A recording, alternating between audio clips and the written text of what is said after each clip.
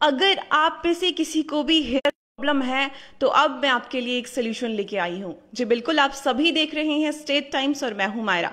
आप सबको बता दें कि मैं इस वक्त जहाँ पे मौजूद हूँ, डॉक्टर साहब मेरे साथ हैं। सबसे पहले आपको बता दें कि laser cosmetic surgeon and cosmetic gynaecologist doctor Amit Vaid ji मेरे साथ मौजूद है। इनका बहुत बहुत स्वागत है स्टेट टाइम्स में। सर पहले तो शुक्रिया, आपने अपना कीमती समय निकाला। Thank you ma'am, thank you. Sir हर एक की प्रॉब्लम रहती है, स्किन को लेके, हेयर को लेके। मुझे लगता है आजकल का लाइफस्टाइल ही ऐसा है कि हर कोई डॉक्टर के पास जाना पसंद करने लग गया है कि चलो हेयर प्रॉब्लम है या स्किन प्रॉब्लम है, उसका सोल्यूशन लेके आप आए हो और बहुत इजी इजी सोल्यूशंस है। वो सब जानना चाहेंगे, अपने दर्शकों को बताना चाहेंगे। हम दोनों टॉपिक जो हैं हेयर और स्किन, मैं आपके चैनल के माध्यम से बताऊंगा और वन बाय वन हम डिस्कस भी करेंगे। फॉर एग्जांपल पहले हम हेयर का प्रॉब्लम ले लेते हैं।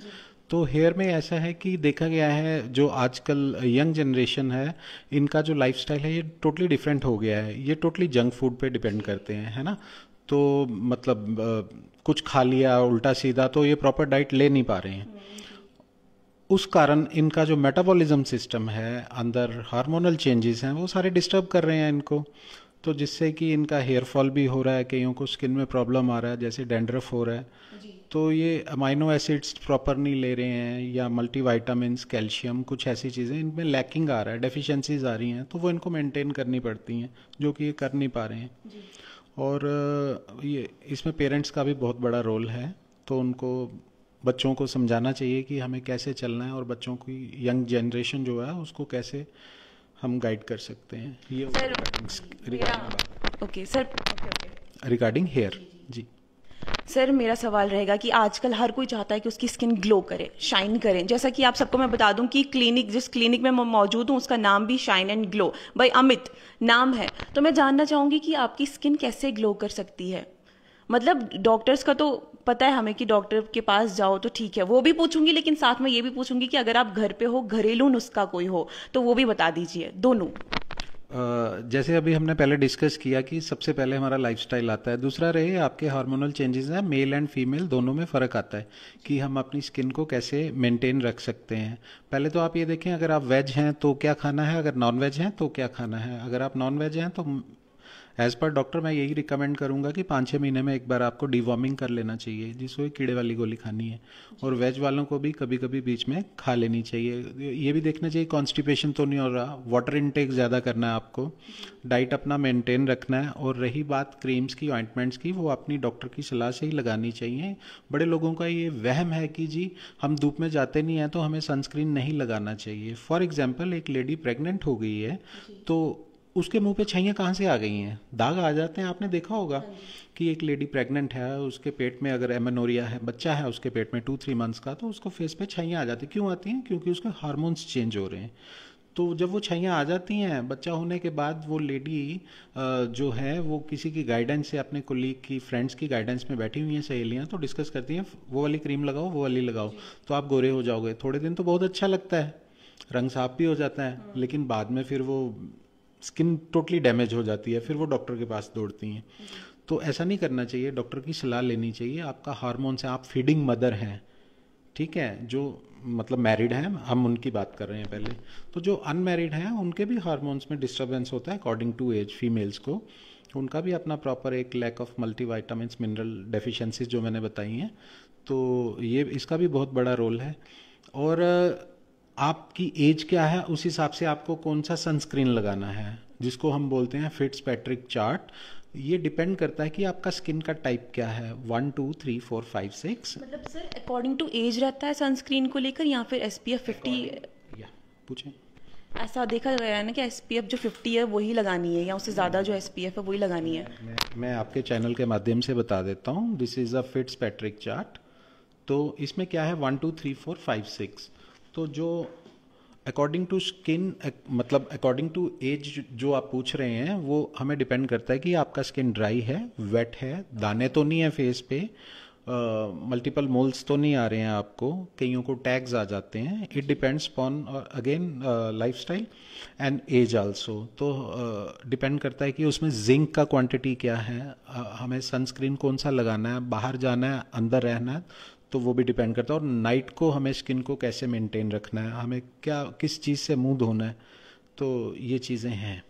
सर आपने हेल्दी फूड की बात की थी यहाँ पे कि हम हेल्दी खाएंगे तो अच्छा रहेगा, हमारी स्किन भी और हमारे हेयर भी। आपके हिसाब से क्या कुछ खाना चाहिए?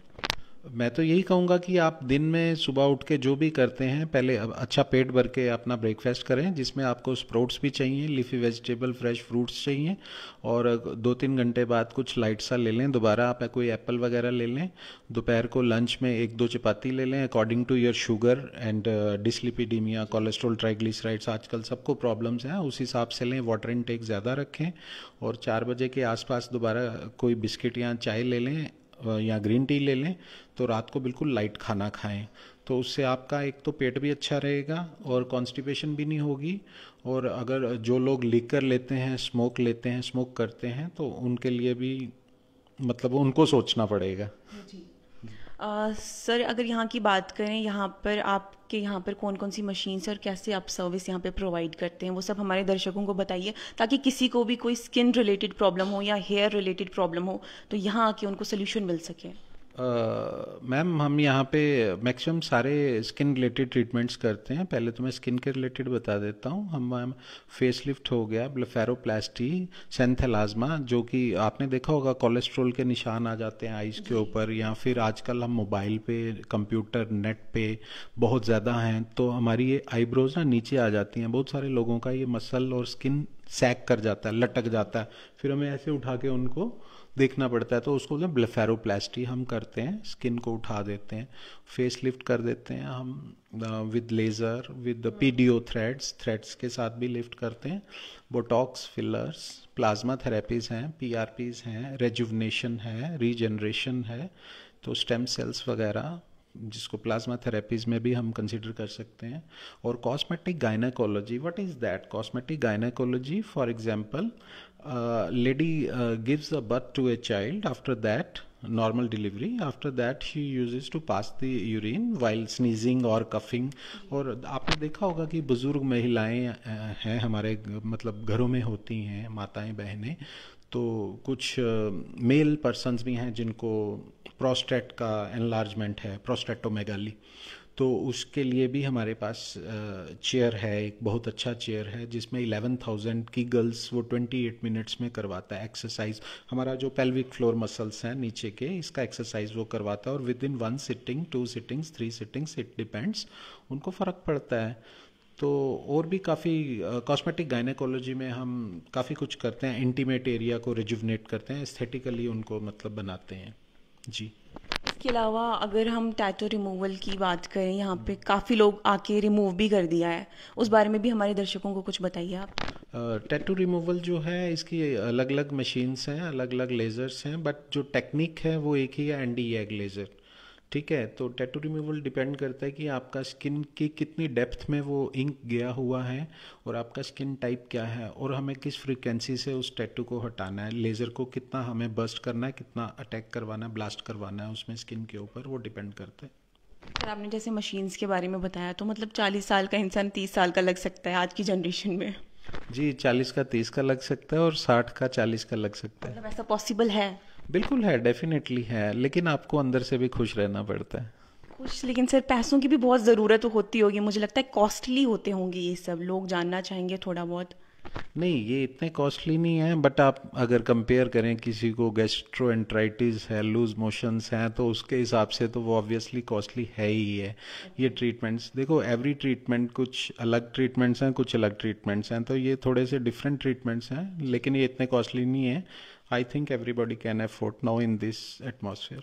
ओके सर, तो सर हमारे दर्शकों को आप ये लोकेशन भी बताइए एक बार कि ये कहाँ पर उनको आना है, क्योंकि अगर किसी को आना होगा स्किन रिलेटेड, हेयर रिलेटेड, या जो भी अपने मशीन्स बोली सर्विस लेने के लिए, तो वो कैसे यहाँ तक पहुँच सके? ये shine and glow by doctor Amit के नाम से क्लिनिक है, you can search on Google, और इंस्टा पे भी है shine and glow by doctor Amit के नाम से, इवन यूट्यूब पे भी हमारे काफ़ी वीडियोस हैं। ये बाटा शोरूम की बैक साइड में, नियर दूधाधारी मंदिर, लास्ट मोड में है ये, और 3:30 से 6:30 खुलता है। इसके अलावा सर आप क्या मैसेज देना चाहेंगे जो लोग आपको देख रहे होंगे या बाद में वीडियो देखेंगे? मैं अपने दर्शकों को यही बोलूँगा कि अपना खाने पीने का ख्याल रखें, अपने लाइफस्टाइल का ख्याल रखें, और खुश रहें, और दिल से खुश रहें, तो 50% तो वैसे ही अच्छे हो जाएंगे दिखने में। Thank you sir. तो बाकी जो मशीन्स यहाँ पर है, मैं कोशिश करूँगी कि मशीन्स को डीपली आपको बताऊँ कि कौन सी मशीन है और कौन सी मशीन जो है किस तरीके से यहाँ पर सर्विस प्रोवाइड की जाती है मशीन्स के थ्रू। ठीक है सर, इसके अलावा आप चाहते हैं कि कोई मैसेज फैंस तो जो भी आपके व्यूवर्स होंगे उन तक पहुँचे या कुछ? मैं उनसे यही कहूँगा कि हमारे पास स्किन हेयर रिलेटेड सारी प्रॉब्लम्स के हल हैं, और अगर उनको कोई दिक्कत है एटलीस्ट एक बार आके वो कंसल्ट कर सकते हैं। तो अगर आप में से किसी को भी हेयर रिलेटेड प्रॉब्लम है या स्किन रिलेटेड कोई भी प्रॉब्लम है तो आप जरूर यहाँ पर आए, shine and glow by doctor Amit. बिल्कुल यहाँ पे हर एक प्रॉब्लम का सोल्यूशन जो है आपको जरूर मिलेगा। तो फिलहाल की इस वीडियो में इतना ही, और भी वीडियोस के लिए और अपडेट्स के लिए आप ऐसे ही देखते रहिए स्टेट टाइम्स।